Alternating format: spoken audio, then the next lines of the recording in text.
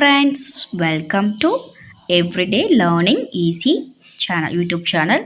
So இன்றைக்கி ஹிந்தியில் இப்போ நம்ம சில வார்த்தைகள் எப்படி யூஸ் பண்ணுறோம், அதுக்கு என்ன அர்த்தம் அப்படின்ற பார்க்கலாம். ஃபஸ்ட்டு இது ஆ, இது ஓ. இப்போ ஹிந்திக்காரங்க பேசுவாங்க, வா போன்றதுக்கெலாம் ஆவோ ஜாவோலாம் பேசுவாங்க. நம்மளுக்கு அதோட மீனிங்லாம் தெரியாது. ஆனால் நம்ம அவங்ககிட்ட பழக பழக நம்மளும் அதை பேசுவோம். அது கரெக்டான மீனிங் தெரியாது. ஸோ நம்ம அதை பற்றி தெரிஞ்சுக்கிறோம்னா சில வார்த்தைகள் நம்மளும் கற்றுக்கிறணும். அதுக்காக தான் எழுதியிருக்கேன். இப்போ இந்த வா, அதாவது இதுக்கு வான்னு அர்த்தம். வா ஆவோ அப்படின்னா வான்னு அர்த்தம். இது வான்றது ஒரு செயலை பண்ணுறது, அது கூட நம்ம ஓ சேர்க்கணும். அது எல்லாத்துக்குமே இப்படி தான். அதாவது இப்போ நம்ம நம்மளுக்கு கீழே சின்ன பிள்ளைகளாக இருக்கும்போது குழந்தைங்க இருக்கிறாங்க, அவங்ககிட்ட இந்த மாதிரி வார்த்தைகள்லாம் யூஸ் பண்ணலாம். இது பெரியவங்ககிட்ட யூஸ் பண்ணக்கூடாது. ஏன்னா நம்மளோட வயசில் கம்மியாக இருக்கிறவங்க, நமக்கு கீழே வேலை செய்கிறவங்ககிட்ட இந்த மாதிரி வார்த்தைகளை அதாவது ஆ போட்டு, அதாவது ஓ சவுண்டு பிள்ளை சேர்த்து யூஸ் பண்ணலாம். சப்போஸ் பெரியவங்கன்னா ஐ ஏ ஜை ஜி அப்படின்னு தான் மரியாதை யூஸ் பண்ணணும். இது கட்டளை வாக்கியம் அப்படின்னு சொல்லுவாங்க. இப்போ ஃபஸ்ட்டு ஆ ஓ, ஆவோ, அதாவது தும் ஆவோ, நீ வா அப்படின்னு சொல்லுவாங்க. அதாவது வானா ஆவோ அப்படின்னு அர்த்தம். ஜா ஓ, ஜாவோ, ஜாவோன்னா போன்னு அர்த்தம். அதாவது உள்ள வா, வெளியே போ அப்படின்லாம் சொல்கிறதுக்கு யூஸ் பண்ணுவாங்க. உள்ள அப்படின்றதுக்கு அந்தர், வெளியேன்றதுக்கு பாகர். அதாவது உள்ள வா, அந்தர் ஆவோ, அடுத்து ஜாவோ, பாகர் ஜாவோ, வெளியே போ அப்படின்னு சொல்லுவாங்க. இப்போ சாப்பிடு, இது கா, இது ஓ, காவோ. இப்போ இதை படிக்கிறது எல்லாமே ஓகே, ஆனால் எழுதும் போது இந்த ஸ்பெல்லிங் மிஸ்டேக் விடும். ஸோ இந்த ஓவை கரெக்டாக எப்படி போடுறது, சில பேர் அதை கரெக்டாக போட மாட்டாங்க. எப்படின்னா இது நெடில், அதாவது ஆ ஓ, ஆ ஓ, இப்படி நெடில் கூட நீ ஓ சேர்க்கும்போது நம்ம எழுதும் போது அந்த ஓவை அப்படியே எழுதிடலாம். அதுவே இது இப்போ குரில் கூட, அதாவது இது சா, இது லா, சல், இது கூட சல் ப்ளஸ் ஓ சலோ, இது கூட எழுதும் போது ஒரு ஒன்று போட்டு அதை மேல் இழுத்து விட்டால் போதும். அதாவது லோ சவுண்டுக்கு சல் ப்ளஸ் ஓ சலோ. அதாவது ஆ ஜா கா சோ இதெல்லாம் நெடில். ஸோ இது கூட ஓ எழுதும் போது அந்த ஓவை அப்படியே எழுதிடணும். குறில் எழுத்து எழுதும் போது இப்போ உட்டுன்றது எழுந்துரு அப்படின்னு அர்த்தம். உட்டோ உட்டோ அப்படின்வாங்க. இந்த இடத்துல இந்த ஓவை அப்படியே எழுத தேவையில்லை, ஒரு ஒன்று போட்டு மேலே இழுத்து விட்டாலே போதும். இது ஒரு சின்ன ஷார்ட்டாக நம்ம டக்குன்னு புரிஞ்சுக்கிறதுக்காக நான் அதை சொல்லியிருக்கிறேன். காவோ, காவோனா சாப்பிடு, கானா காவோ, சாப்பாடு சாப்பிடு அப்படின்னு சொல்லுவாங்க. பியோ, அதாவது பியோனா குடி, தூத்து பியோ, சாயா பியோ, காஃபி பியோ. சாயாவுக்கு டீக்கு சாயான்னு சொல்லிக்கிடுவாங்க, ஆனால் காஃபிக்கு காஃபி தான் வரும் ஹிந்தியில். பாலுக்கு தூத்து. அடுத்து சோவோ, சோவோ, சோவோனா தூங்கு, அதாவது தூங்கு, சீக்கிரம் தூங்கு, ஜல்தி சோவோ, சீக்கிரம் தூங்கு அப்படிலாம் சொல்லுவாங்க. சலோ, சலோன்னா போன் மீனிங் வரும், நட அப்படின்ற மீனிங் வரும். அடுத்து உட்டோ, உட்டோனா எழுந்துரு, சபேரே ஜல்தி உட்டோ, காலையில் வெள்ளனா எழுந்துரு அப்படின்ற மீனிங்க்கு உட்டோனா எழுந்துரு. அடுத்து இது பைட்டோ, பைட்டோ, பைட்டோனா உட்காரு, அதாவது நீச்சே பைட்டோ, ஊப்பர் பைட்டோ, அதாவது மேலே உட்காரு, கீழே உட்காரு, குஷி பர் பைட்டோ, சேரில் உட்காரு. அப்போ உட்காருன்றதுக்கு இந்த பைட்டோ யூஸ் பண்ணுவாங்க. அடுத்து இது ஊ, இது டா உட்டோ, உட்டோனா பறை, அதாவது மேலே பறை அப்படின்னு சொல்கிறதுக்கு யூஸ் பண்ணுவாங்க.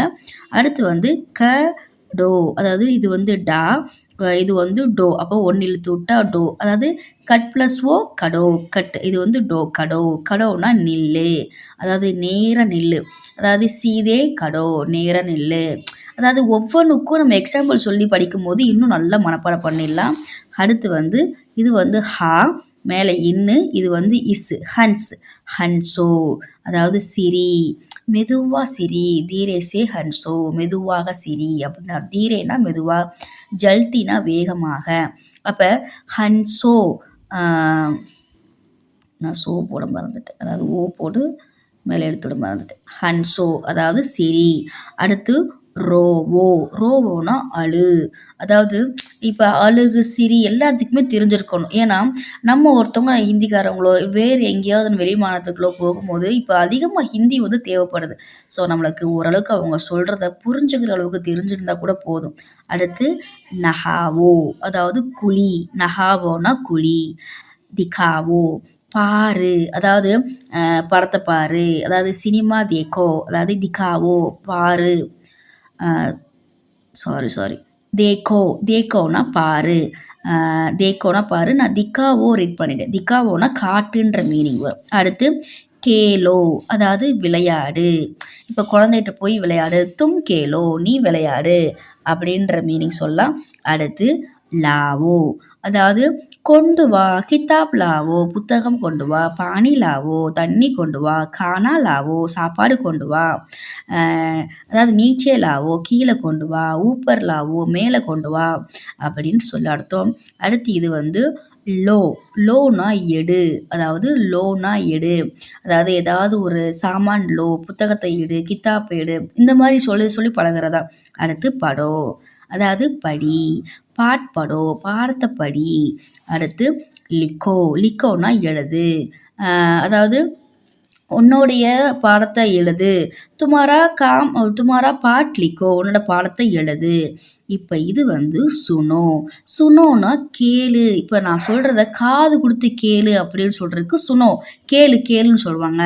ஆனால் பூச்சோ பூச்சோன்னா வாயை திறந்து கேளு. ஆஸ்க்கு. அதாவது பூச்சோ உனக்கு என்ன வேணும் கேளு அப்படின்னு சொல்லும்போது இந்த பூச்சோ யூஸ் பண்ணுவாங்க.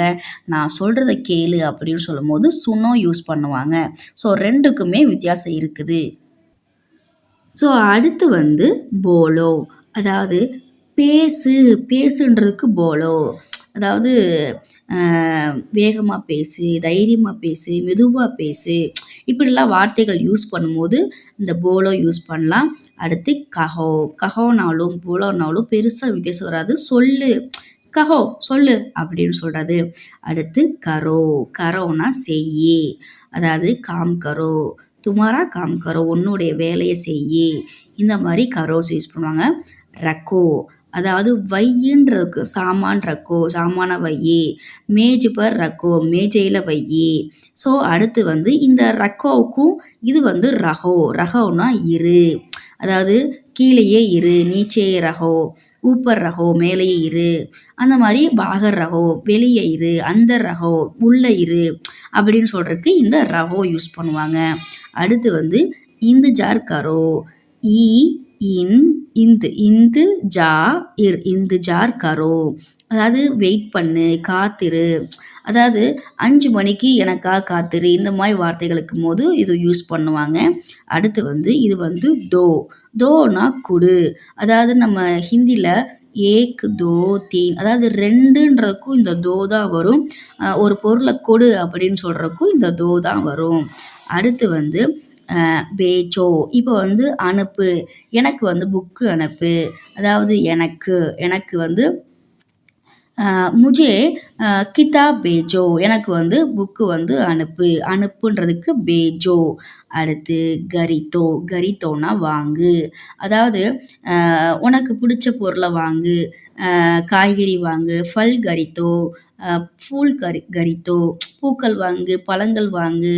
தர்காரியாங் வாங்கு. தர்காரியாங்கன்னா காய்கறிகள். தர்காரியாங் கரித்தோ. இந்த மாதிரி வாங்கு அப்படின்னு சொல்கிறதுக்கு கரித்தோ யூஸ் பண்ணணும்.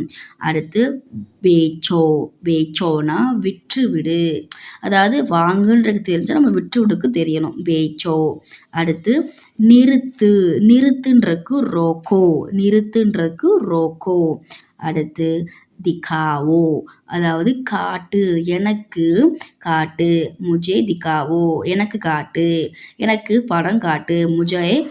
முஜே சினிமா திகாவோ எனக்கு முஜே மூவி திகாவோ எனக்கு படம் காட்டு மூவி காட்டு ஏதோ ஒன்று சொல்கிறேன். அதாவது காட்டுன்றதுக்கு திகாவோ. இஸ்தேமால் கரோ. அதாவது யூஸ் பண்ணு. மொபைல் யூஸ் பண்ணு. மொபைல் இஸ்தேமால் கரோ.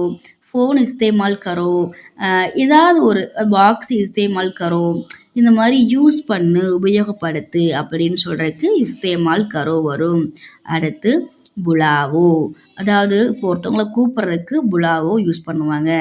என்னோட அப்பா உங்கள கூப்பிட்டாரு அப்படின்னு சொல்லும்போது, மேரே பிதாஜி ஆப்கோ புலாயே. அதாவது என்னுடைய அப்பா உங்கள கூப்பிட்டாரு. மேரே பிதாஜி நே ஆப்கோ புலாயே. அதாவது என்னுடைய அப்பா உங்கள கூப்பிட்டாரு. புலாவோ அழைக்கிறது. அதாவது கால் பண்ணு, கூப்பிடு அப்படின்ற மீனிங் வரும். அடுத்து சாஹோ அதாவது விரும்பு. அதாவது படிக்கிறதுக்கு விரும்பு, விளையாடுறதுக்கு விரும்பு. அதாவது விரும்புன்னு சொல்றதுக்கு ஜாஹோ. அடுத்து பனாவோ. பனாவானா தயார் பண்ணு. இப்போ மாதாஜி கானா பனாயியே. பனாயி அம்மா சாப்பாடு செய்கிறாங்க அப்படின்ற மீனிங் வரும். பனாவோனா தயார் பண்ணு, ரெடி பண்ணு அப்படின்ற மீனிங் வரும். இப்போ இந்த இடத்துல நான் மத்து போட்டிருக்கேன். மத்துனா இது ஒரு ஆர்டர் ஃபார்மில் சொல்கிறது. அதாவது சின்ன குழந்தைகிட்ட வந்து ஐஸ்கிரீம் மத்துக்காவோ, ஐஸ்கிரீம் சாப்பிடாத. அதாவது டண்டா பானி மத்து பியோ, கூல் வாட்டர் குடிக்காத. இது வந்து மத்து யூஸ் பண்ணுறது குழந்தைகள்கிட்ட மட்டும்தான் மத்து யூஸ் பண்ணணும். அதாவது நம்மளை விட வயசு சின்னதாக இருக்கிறவங்களுக்கு. ஸோ அதாவது மத்து வந்து செய்யக்கூடாது, பண்ணக்கூடாது, பேசக்கூடாது அப்படின்னு குழந்தைகளுக்கு ஆர்டர் பண்ணும்போதோ உள்ளது. நமக்கு கீழே வேலை செய்கிறவங்களுக்குன்னு சொல்லும்போது மத்து யூஸ் பண்ணலாம். பெரியவங்களுக்குன்னா நஹிஜி அப்படி தான் யூஸ் பண்ணணும். மத்துக்காவோ, மத்து பியோ, மத்து ஆவோ, மத்து பைட்டோ, கீழே உட்காராத அப்படின்னு சொல்கிறதுக்கு இது யூஸ் பண்ணலாம். ஸோ இந்த மாதிரி இது வந்து நடைமுறையில் நம்மளுக்கு தேவையான வார்த்தைகளை வந்து நான் எழுதியிருக்கிறேன். இது உங்களுக்கு யூஸாக இருக்கும்னு நினைக்கிறேன். இதில் அதாவது இதெல்லாம் நம்மளுக்கு ஹிந்தியில் பேசுகிறதுக்கு, மற்றவங்ககிட்ட பேசுகிறதுக்கு யூஸ் ஆகும். ஸோ இது வந்து உங்களுக்கு யூஸ் ஆகும்னு நினைக்கிறேன். ஸோ தொடர்ந்து வந்து அடுத்தடுத்து நான் வீடியோ கொடுக்குறேன்.